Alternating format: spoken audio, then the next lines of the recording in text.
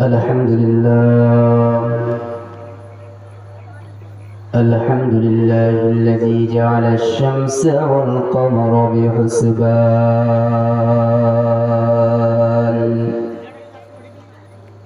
والنجم والشجر يسجدان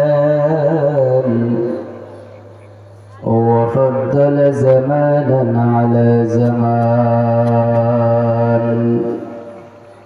كما فضل مكانا على مكان وإنسانا على إنسان ونشهد أن لا إله إلا الله وحده لا شريك له وأشهد أن وسيدنا وسندنا وحبيب ربنا ومولانا محمدا عبده ورسوله أرسله بالحق بشيرا ونذيرا وداعيا إلى الله بإذنه وسراجا منيرا أما بعد فأعوذ بالله من الشيطان الرجيم بسم الله الرحمن الرحيم إن الصلاة تنهى عن الفحشاء والمنكر أو كما قال النبي صلى الله عليه وعلى آله وأصحابه وبارك وسلم أول ما يحاسب به العبد يوم القيامة الصلاة صدق الله مولانا العظيم وصدق رسوله النبي الكريم ونحن على ذلك من الشاكرين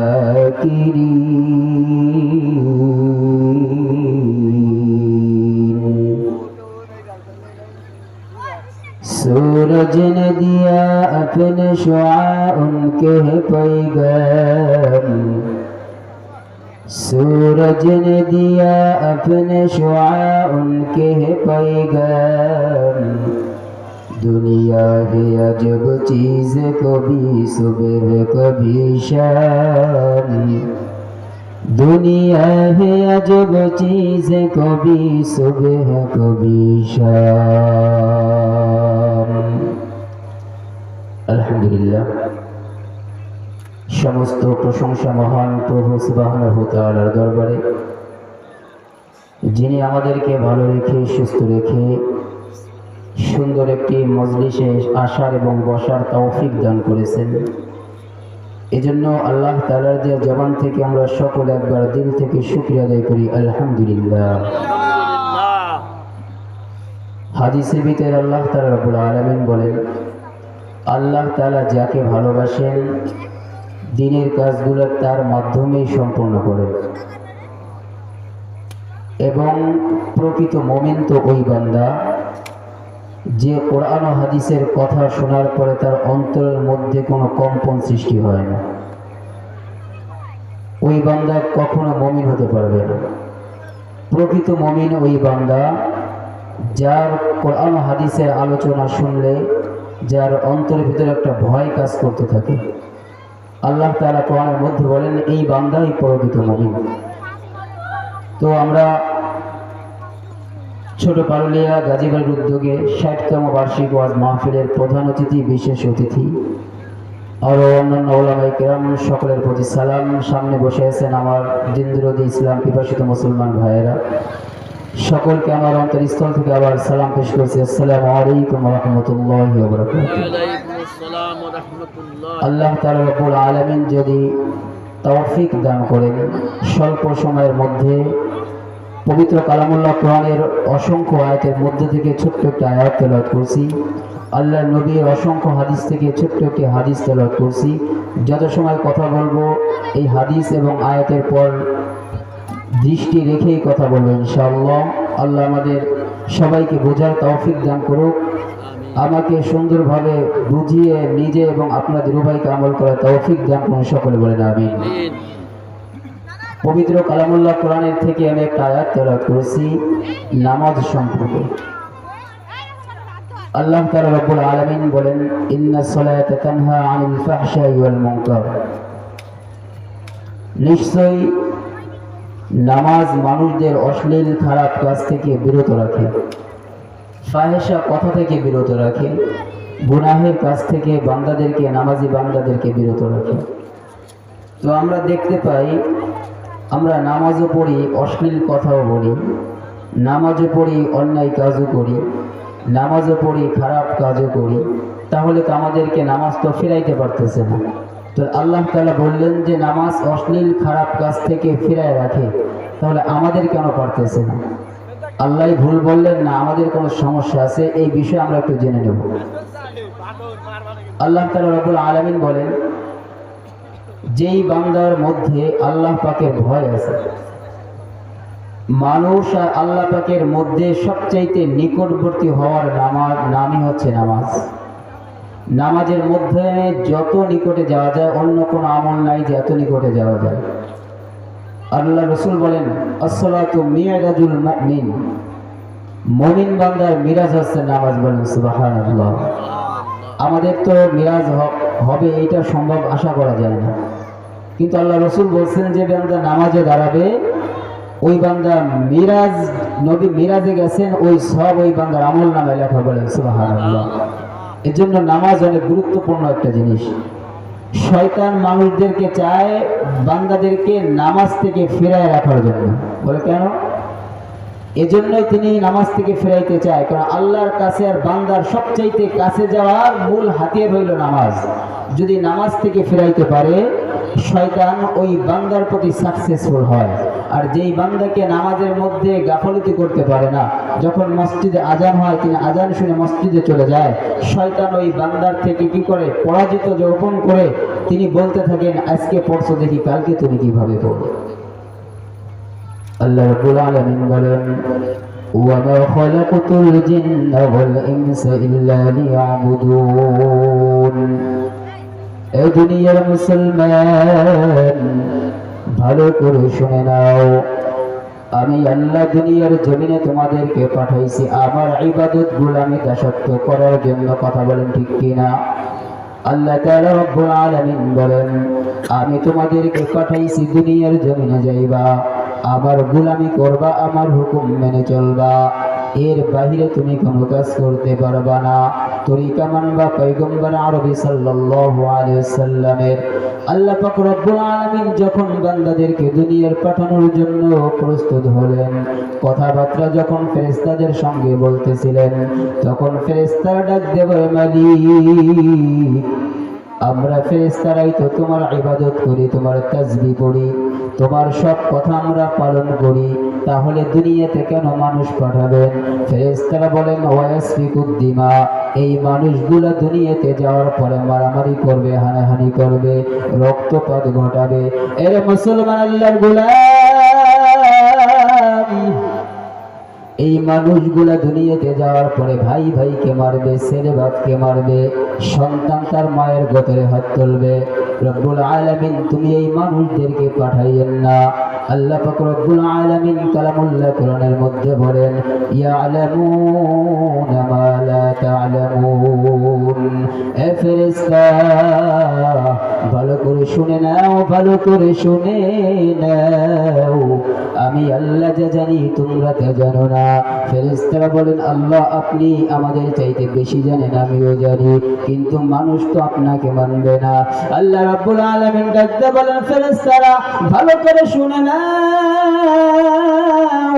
তোমরা যত ফেরেশতা আকাশের মধ্যে আছো সমস্ত ফেরেশতা যদি একবার সিজদায় যাইয়া যদি আমার প্রশংসা করো, আর আমার একজন মুমিন বান্দা যদি একবার নামাজের মধ্যে যাওয়ার পরে যদি বলে সুবহানা রাব্বিয়াল আযীম, সুবহানা রাব্বিয়াল আ'লা, আমার কোন বান্দা যদি নামাজের মুসল্লায় যাওয়ার পরে আমার ভয়ে জান্নাতের আশায় জাহান্নামের ভয়ে এর বান্দা গুনাহের ভয়ে যদি বান্দাগুলো একবার প্রশংসা আদায় করে, আমি আল্লাহ তোমাদের চাইতে আমার বান্দার ওই নামাজের পরে বেশি খুশি হয়ে যায়। এই জন্য আল্লাহ বলেন যত মাখলুকাত আছে সবচাইতে দামি মাখলুকাত হলো মানুষ। এই মানুষের চাইতে দামি কোনো মাখলুকাত আর পৃথিবীর জমিনে নাই। আমরা দামি মাখলুকাত, আবার সবচাইতে দামি নবীর উম্মত। বলেন সুবহানাল্লাহ। বলেন কেমন দামি নবী আমার? আল্লাহর নবী বলেন দুনিয়ার মধ্যে যত কিছু আছে সব যদি এক পাল্লায় রাখা হয়, আর যদি আমার রাসূলের কালেমাটা এক পাল্লায় রাখা হয়, বলেন তো কোন পাল্লাটা বেশি ভারী হবে? কালেমার পাল্লাটা বেশি ভারী হয়ে যাবে। সারা দুনিয়ার মানুষ যদি মারা যায়, দুনিয়ার যত ক্ষতি না হয়, একজন বুজুর্গ মারা গেলে তার চাইতে বেশি ক্ষতি হয়।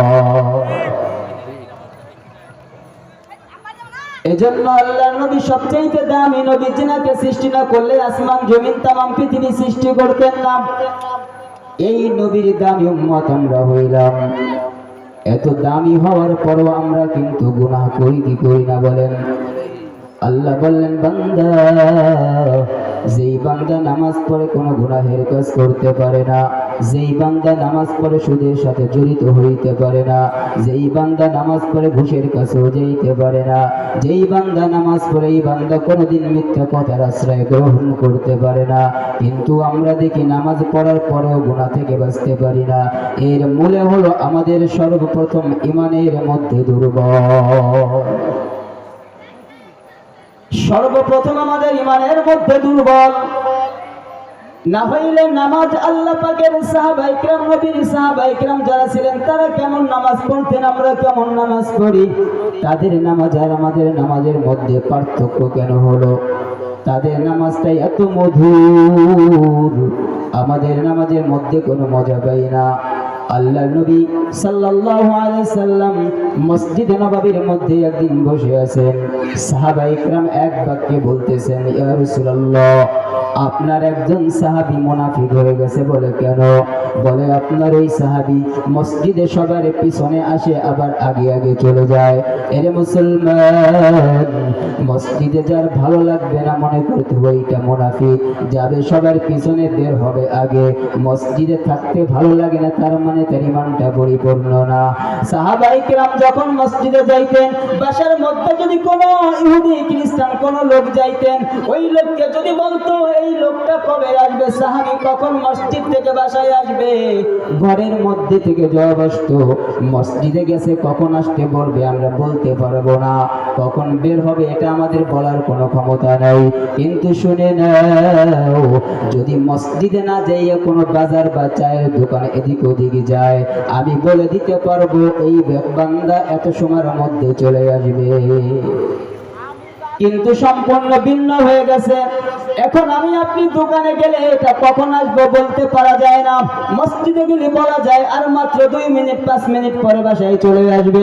তার মানে বোঝা গেল আমাদের মনটা এখনো মসজিদের সঙ্গে সম্পর্ক হয় নাই। এরে নবীর উম্মত, সমস্ত সাহাবায়ে কিরাম তার নামে আপিল করলেন, দরখাস্ত করলেন। আল্লাহর নবী তাকায় দেখেন, বলে কে? বলে হুজুর আপনার একজন সাহাবী, যেই সাহাবী সবার পিছনে মসজিদের মধ্যে ঢোকে আবার সবার আগে মসজিদ থেকে বের হয়ে যায়। আল্লাহর নবী বলেন, সাহাবায়ে কিরাম কোন মানুষকে এভাবে তোমরা বইলো না। দেখো আসরের সময় আমার ওই সাহাবী আসে কিনা, আমার ওই বান্দা দেখো দুনিয়ার জমিনের মধ্যে যিনি আছেন, দেখেন তিনি আবার কোন ওয়াক্তের মধ্যে উপস্থিত হয়। আল্লাহর নবী আসরের সময় আসলেন, একই অবস্থা। মাগরিবের নামাজের মধ্যে মসজিদে নববীতে প্রবেশ করলেন, তখন দেখলেন ওই সাহাবী সবার পিছনে আসে আবার আগে চলে যায়। যায়। সাহাবায়ে কেরামদেরকে বললেন, সাহাবী, ওই সাহাবীর নামটা কি তোমরা বলো। হযরত ওমর ডাক দিয়ে বলেন, পয়গম্বর, যেই সাহাবী সবার পিছনে এসে আবার আগে যায়, এই সাহাবীর নাম হলো আব্দুল্লাহ আনসারী। আব্দুল্লাহ আনসারী মুনাফিক হয়ে গেছে রে পয়গম্বর, এই জন্য তিনি মসজিদে পড়ে আসে আগে চলে যায়। আল্লাহর নবী ডাক দিয়ে বলেন, আমার সাহাবী, এইভাবে কাউকে তোমরা বেদোষারোপ করবা না, আগে ঘটনাটা জেনে নাও, তারপরে তোমরা তাকে বলবা। আল্লাহর নবী বলেন, ওমর কোথায়? ওমর ডাক দিয়ে বলেন, পয়গম্বর। ডাক দিয়ে বলেন, আবু বকর কোথায়? আবু বকর বলে, আমি হাজির। উসমান, আলী সবাই হাজির হয়ে গেলেন। ওমরের তরবারি হাতে থাকে সব সময়। ওমরের তরবারি কোনো সময় কাবারের মধ্যে থাকতো না। এরে মুসলমান, আল্লাহর গোলাম, ওমরকে দেখলে শয়তান পর্যন্ত ভয় পায়। ওমর যেই রাস্তা দিয়ে যায়, শয়তান ওই রাস্তা দিয়ে যায় না। বলবেন ওমর কেমন, একটু ওমরকে জেনে আসি, তারপর ঘটনায় যাই। একদিন এক ইহুদি বাজারে যাইতেছেন মদ নিয়ে। কি নিয়ে বলেন তো? মদ নিয়ে যাইতেছেন আর বলতেছে, ইয়া রব্বুল আলামিন, আমাকে তুমি পারলে মালাকুল মউতের সঙ্গে সাক্ষাৎ করাবা, কিন্তু জানি ওমরের সঙ্গে আমার সাক্ষাৎ না হয়। এইরকম বলতে বলতে সামনের দিকে যাইতেছেন। কলসির ভিতরে মদের একটা টুকরা দেখা যায়। হঠাৎ করে ইহুদি তাকায় দেখে সামনের দিকে একটা ছোট লাইটের আলো দেখা যায়। ইহুদি চিন্তা করলো, ওই বান্দা ওমর ছাড়া আর কেউ না। ওমর এরকম ছোট আলো মাইরা তারপরে রাস্তায় বের হয়। ইহুদি বলতেছে, আল্লাহ, আমাকে আজরাইলের সঙ্গে সাক্ষাৎ করাও, কিন্তু ওমরের সামনে দেখা করাইও না। হাসতে হাসতে যাই, দেখে ওমর সামনে হাজির হয়ে গেল। ইহুদি চিন্তা করলো, হয়তো ওমর আমাকে জিজ্ঞেস করবে, কিন্তু খুইলা দেখবে না এই জগের মধ্যে কি আছে, কলসির মধ্যে দুধ না মধু, এ মদ, এইটা কোনো সময় দেখবে না। জিজ্ঞেস করলে আমি বলবো কলসের মধ্যে দুধ আছে। ওমর ডাকতে বললেন, ভাই, তোমার কলসের মধ্যে কি? বলে দুধ। বলে দুধ নিয়ে তাহলে কোথায় যাও? বলে বাজারে। ওমরের মধ্যে একটা কেমন যেন টেনশন কাজ করতে লাগলো। ওমর চিন্তা করলো, না, এই কলসিটা আমার চেক করতে হবে। ওমর ডাকতে বলে, ইহুদি, আবার বলো তোমাদের ওই কলসির মধ্যে কি দেখা যায়? আবার ইহুদি বললেন, ভাই, দুধ এর ভিতরে। ওমর বলে, দেখি একটু দেখাও। ইহুদির মনের ভিতর ভূমিকম্প শুরু হয়ে গেছে। ওমরের কাছে যদি ধরা পড়ে যায়, ওই তরবারি উঠবে, আমার কল্লা না নিয়ে আর নামবে না। রব্বুল আলামিন, আমার কলসির মধ্যে মদ আমি জানি, আল্লাহ তুমিও তো জানো কলসির মধ্যে মদ দেখা যায়। এখন ওমর তো ধরে ফেলবে, আমাকে তুমি বাঁচাও, আর তুমি ছাড়া আমার তো আর কেউ নাই। রব্বুল আলামিন, আমাকে যদি তুমি মাফ না করো, দুনিয়ার কোনো মাওলা নাই, দুনিয়ার কেউ নাই, যেই বান্দা, যেই মালিক আমাকে মাফ করবে। আল্লাহ, তুমি তো আমাকে দুনিয়ার মধ্যে পাঠাইছো, আমি জানি বড় নাফরমানি করেছি, বড় গোলামি তোমার করি নাই, অন্যায় কাজ করছি। আল্লাহ, তোমার তো বান্দা। আবার মায়ের কাছে ক্ষমা চাইলে মা ক্ষমা করে দেয়। আল্লাহ, তুমি তো আমার মায়ের চাইতে হাজার গুণের দয়ার সাগর। বলে আল্লাহু আকবার। তোমার দয়ার কোনো তুলনা নাই, তোমার দয়া তো অনেক বড় দয়া। আল্লাহ, আর কোনোদিন আমি এই কাজ করব না, তোমার কাছে ফিরে আসব, তোমার গোলামি করব, কলেমা পড়ে মুসলমান হয়ে যাব। আমার পিছনের গুনাহের কথা স্মরণ করে মাফ চাইতেছি। আল্লাহ, আমাকে মাফ কইরা যেটা বলছে এটা তুমি করে দেখাইয়া দাও। ওমর যখন বললেন তাড়াতাড়ি উঠাও, উঠাইয়া দেখে যে ওই কলসির মধ্যে আর মদ দেখা যায় না, ওই কলসির মধ্যে দুধ দেখা যায়। সাথে সাথে ইহুদি ডাক দিয়ে বলে, ওমর রে, বড় মিথ্যা কথা বলে ফেলছিলাম, আমার এই কলসির ভিতরে দুধ ছিল না, এই কলসির ভিতরে মদ, এই মদ তোমার ভয় আমি দুধ বানাইলাম। ওমর বলে, মদ গেল কই, দুধ হইল কিভাবে? বলবে, তুমি কি জানো না যে আল্লাহ আসমান বানাইছেন, জমিন বানাইছেন, যে আল্লাহ তোমাকে আমাকে মায়ের পেটে 10 মাস 10 দিন রাখছেন, কোনো খাবারের প্রয়োজন হয় নাই, এরে মুসলমান, কোনো ডক্টরের প্রয়োজন হয় নাই, কোনো কিছুর প্রয়োজন হয় নাই, ওই আল্লাহ মদকে দুধ বানাইতে পারবে না, এটা তুমি ভাবলা কিভাবে? সমস্ত সাহাবাই کرام যখন তার নামে এই দোষ দেওয়া শুরু করলেন, আল্লাহর নবী বলেন মসজিদ নববীর মধ্যে তাকে বলা যাবে না, তার বাসায় যাইতে হবে। আল্লাহ রাসূল সাহাবেদেরকে নিয়ে আব্দুল্লাহ আনসারীর বাসার সামনে যাইতেছে, যাইতে যাইতে যাইতে হঠাৎ দেখে সামনে বাসা দেখা যায়। বাসার সামনে দাঁড়িয়ে তিনবার সালাম দিছে, একটা সালামের উত্তর তিনি দেন নাই, চতুর্থ সালামের উত্তর তিনি দিলেন। সালামের উত্তর দেওয়ার পরে আল্লাহর নবী ডাক দিয়ে বলেন, এ আব্দুল্লাহ আনসারী, তুমি বাসা থেকে বের হও, আমি পয়গম্বর আসছি, আমার সাথে ওমর, আবু বকর, আলী সবাই আসছে, বাসা থেকে বের হও। ওমর যখন কথা বললেন, আব্দুল্লাহ আনসারী বাসা থেকে বের হয় না।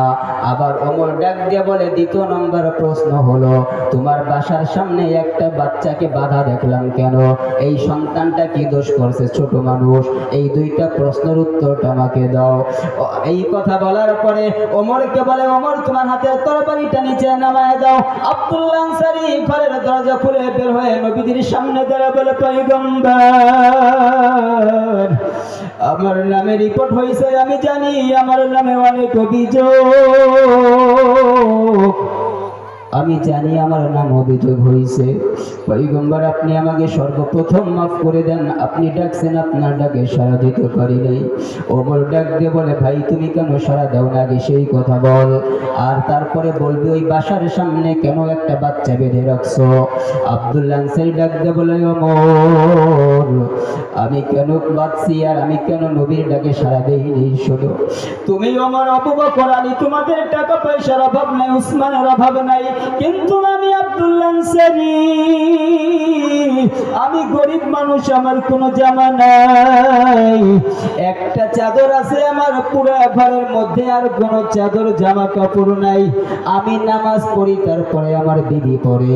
এ ওমর, আমার ঘরের মধ্যে ছোট্ট একটা গর্ত আছে, আমি যখন নামাজ পড়ি আমার বিবি গর্তের মধ্যে ঢুকে যায় উলঙ্গ হয়ে, আবার আমি যখন নামাজ পড়ি আমার বিবি ওইখানে থাকে, আমার বিবি যখন চাদর দিয়ে নামাজ পড়ে আমি আবার গর্তের মধ্যে ঢুকে যাই। এর সন্তান তুমি নামাজ পড়ো না, নামাজ পড়ো না, তোমার কিসের অভাব, তুমি নামাজ পড়ো না রে সন্তান, ওই মালিকের দরবারে কি দাঁড়াইবা না, ওই আল্লাহর সামনে কি তোমার হাজির হওয়া লাগবে না? তুমি মনে করছো দুনিয়ার জমিনের মধ্যে চিরজীবন থাকবা? না রে বাবা, না। একটু চিন্তা করে দেখো, তোমার আশেপাশের কত মানুষ কবরে চলে গেছে, তুমিও কোন সময় চলে যাবা, নিঃশ্বাসের তো বিশ্বাস নাই, এই নিঃশ্বাস তো কারো কথা শোনে না, একমাত্র আল্লাহর হুকুম ছাড়া নিঃশ্বাস কারো কথা মানে না। এই সন্তান, নামাজ ছাড়লি কারোর জন্য একটু চিন্তা করো। তোমার আমার ঘরের মধ্যে ঢুকলে জামার অভাব নাই, কাপড়ের অভাব নাই, কিন্তু আল্লাহর নবীর সাহাবী একটা চাদর নিয়ে তিনি সর্বসময় ঘুরতেন। আব্দুল্লাহ আনসারী চোখের পানিতে ছেড়ে বলে, পয়গম্বর আবার বিবিকে গর্তের মধ্যে রাইখা তারপরে আপনার নামাজের মুসল্লায় যাই, মসজিদে নববীতে আপনার পিছনে নামাজ আদায় করি, আবার যখন আপনি সালাম ফিরান দৌড়াইয়া চলে আসি, আমি আইসা আমি গর্তের মধ্যে যাই, আমার বিবি নামাজ আদায় করে। আল্লাহর নবী আপনি বলেন আমার অপরাধটা কি, আমার অপরাধটা কি? আবু বকর কান্দে, ওমর কান্দে, উসমান কান্দে, সমস্ত সাহাবায়ে কিরামের চোখের মধ্যে পানি। আল্লাহর নবীর চোখের মধ্যে পানি পড়তে পড়তে দাড়ি মুবারক ভিজে যায়। আল্লাহর নবী ডাক দিয়ে বলে, বলে আব্দুল্লাহ, তোমার এত কষ্ট আমাকে আগে বলো নাই, একটা চাদর দিয়ে তুমি কিভাবে পুরো শরীরটা ঢেকে দাও? আব্দুল্লাহ আনসারী ডাক দিয়ে বলে, নবী আমার, আমি যখন নিচের দিকে ঢাকতে যাই উপর দিক দিয়ে খুলে যায়, আবার যখন নিচের দিকে ঢাকি উপর গুলো খুলে যায়, এইভাবে অনেক কষ্ট করে করে নামাজ আদায় করি রে নবী। দেখেন আপনার সাহাবায়ে কিরাম সবার কাছে কত দামি দামি পোশাক পরা, কিন্তু আমি আব্দুল্লাহ আনসারী আমার খোঁজ কেউ নেয় নাই। আল্লাহর নবী ডাকতে বলে, সাহাবী রে, আমিও তো তোমার মতো এতিম, জন্মের আগে বাবার চেহারা দেখতে পারি নাই, জন্মের পরে ৬-৭ বছর বয়সে মাকে হারাইয়া ফেললাম। এরে আব্দুল্লাহ, তোর কষ্ট আমার আর সহ্য হয় না,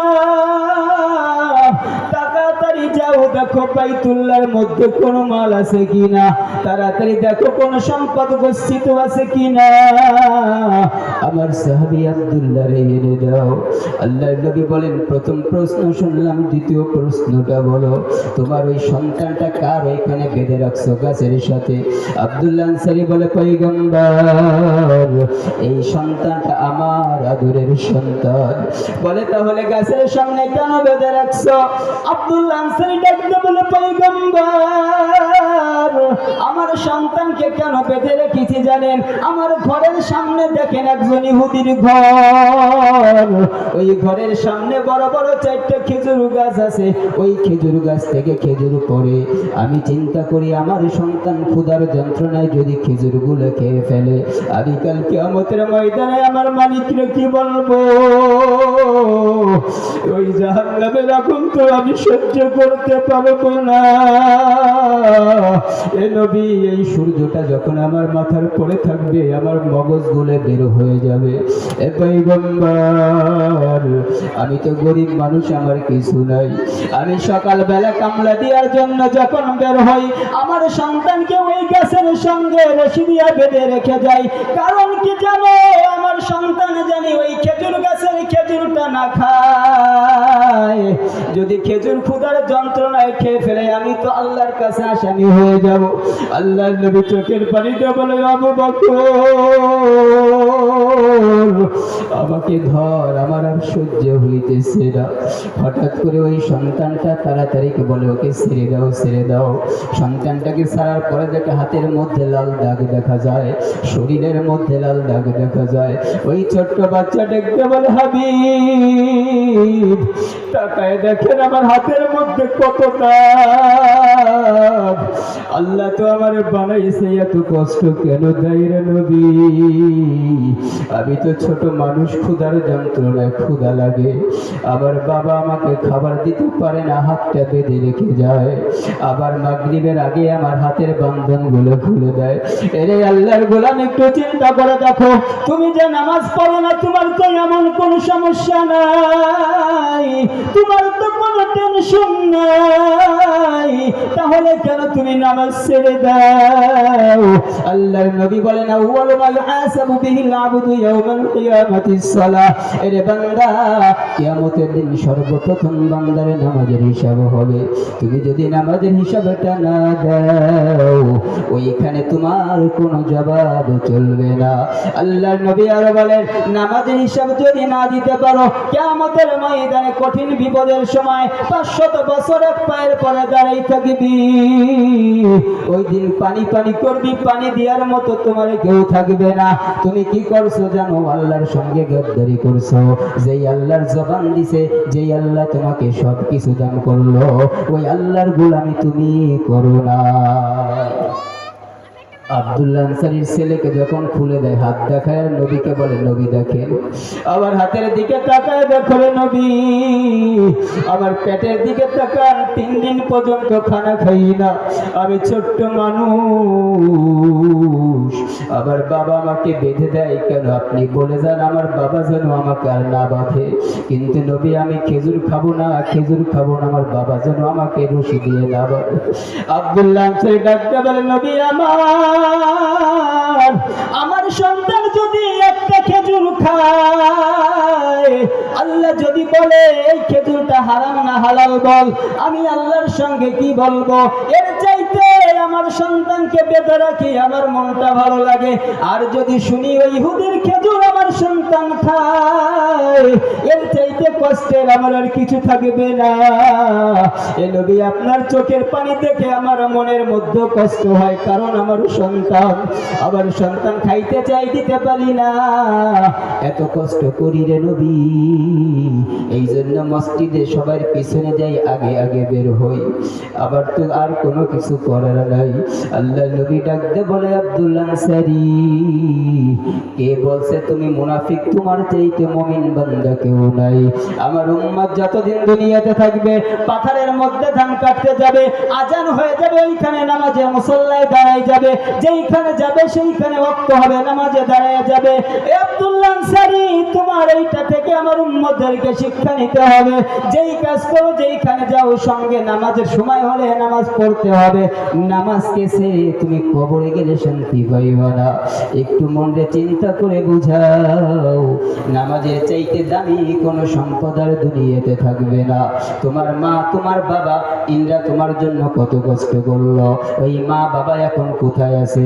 একটু চিন্তা করে দেখো। ওই মা বাবা তোমার কিন্তু কবরে। তুমি আমি নিজে মা বাবাকে দাফন করলাম, ওই মা বাবা নিজে না খাইয়া সাজের বাজার পায়ে হেঁটে হেঁটে বাজারে যায়, ওইখানে যাইয়া তোমার আমার পড়ার খরচ চালায়। 2টা টাকা খাইতে চাই কিন্তু খায় না। আবার সন্তানকে 2টা টাকা দিলে সন্তানের মন খুশি হবে। এরে আল্লাহর গোলাম, ওই মা কিন্তু কবরে ঘুমায় আছে, ওই বাবা কিন্তু কবরে ঘুমায় আছে।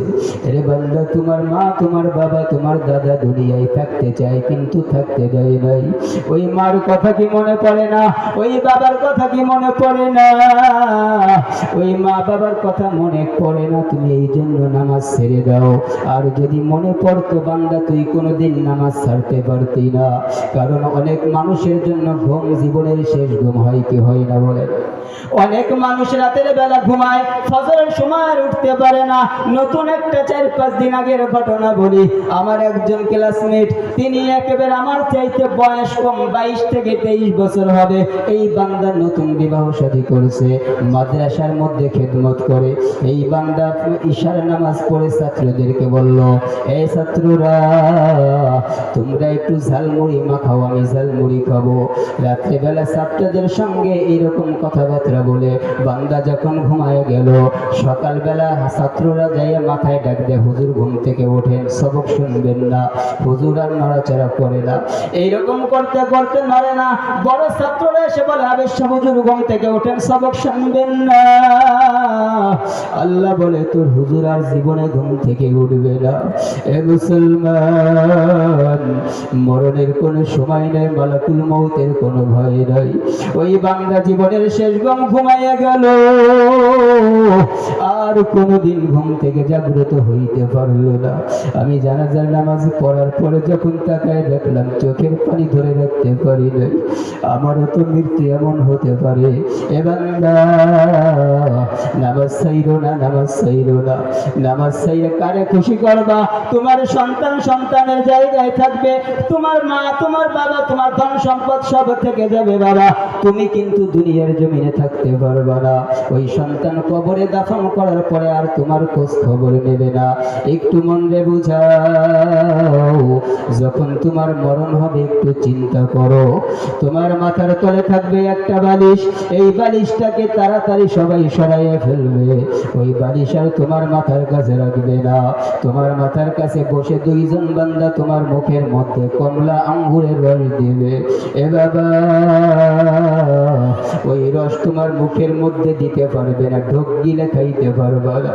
কত দুনিয়ার জমিনে কত কিছু খাইলাম, মরণের সময় একটা রস আমার পেটের মধ্যে যায় না। আল্লাহ বলে, তোর রহমত বরকত আর তোর মধ্যে থাকলো না, সব তুলে নিছি আর বান্দা খাইতে পারবি না। যদি বান্দা নামাজি হও, জান্নাতে যাইয়া খাবি।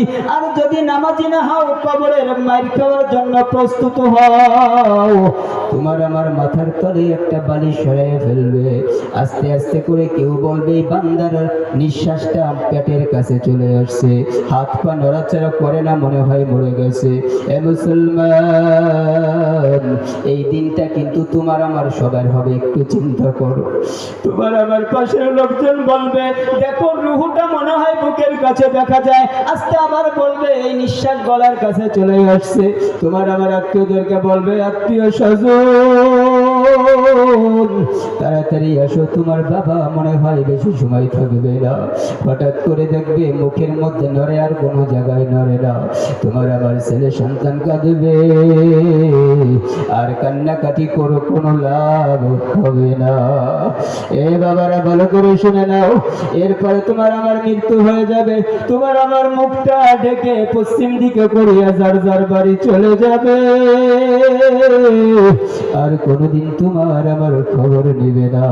সন্তানে কাঁদবে আব্বু আব্বু, মায়ে কাঁদবে আব্বু আব্বু করে। এ বাবা তুমি আমি আর জবাব দিতে পারবো না।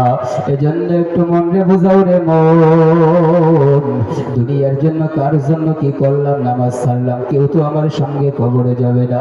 এইরকম করে তোমাকে শোয়ায় রাখবে। তোমাকে যখন গোসল করানোর জন্য নেবে, দুইজন ব্যক্তি গোসল করাবে, জীবনের শেষ গোসল, আর কোনোদিন গোসল করাবে না। গোসল শেষে সাদা কাফনের কাপড় পরাইয়া সুন্দর করে মসজিদের ছোট্ট পালকির পরে শোয়াইয়া রাখবে, আর কোনোদিন খবর নিবে না।